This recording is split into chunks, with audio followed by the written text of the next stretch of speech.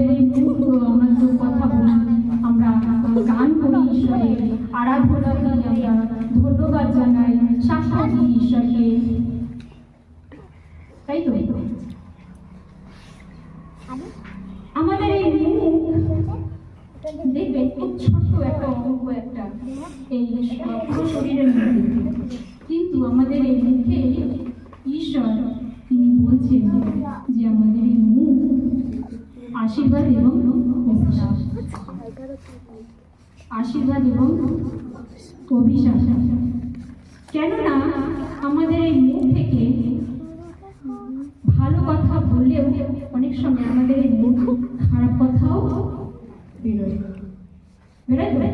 হ্যাঁ, আমাদের খারাপ কথাও তিনি বেরোয়। কিন্তু যদি আমরা উদাহরণ দিচ্ছি আপনাদেরকে, আমাদের টাইম কল দেখেছি, আমরা আমাদের প্রত্যেকে কম বেশি আমাদের প্রত্যেকের বাড়িতে আছে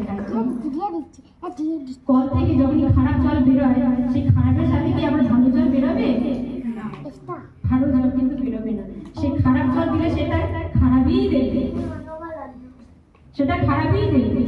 কিন্তু ঈশ্বর সদাপ্রভু তিনি আমাদেরকে বলছেন আমাদের এই মুখ কোনো খারাপ নয়, কিন্তু সবসময় আমরা যেন চেষ্টা করি ভালো কথা বলার জন্য এবং ভালো বিষয় লোকেদেরকে তুলে ধরার জন্য,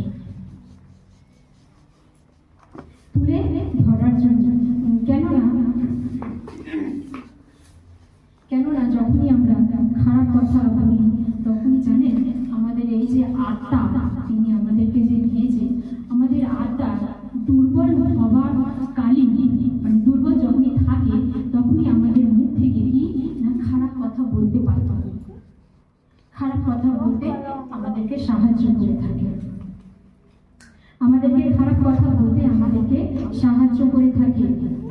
এবং আমাদের মনে যদি ভয় থাকে, অনেক সময় কালকে বিশ্বাসী বাড়িতে গেছিলাম প্রার্থনা করতে, এবং সেখানে এক বিশ্বাসী নতুন, সে সবই যিশুকে জেনেছে, তো তার একটা মানে তার মুখে একটা সমস্যা হয়েছে, তো ডাক্তার বলেছে এটা কি ভয়ের একটা বিষয় তাকে বলেছে, তো সে ভয় পেয়ে গেছে।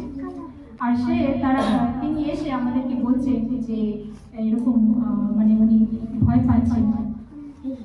তো আমরা বলেছি যে এর মধ্যে ভয়ের কোনো বিষয় নেই, ডাক্তার সে মানুষ, তারা ভয় তোমাকে দিতে পারে, কিন্তু ঈশ্বর সদাপ্রভু তোমার মধ্যে থেকে ভয় বের করবে।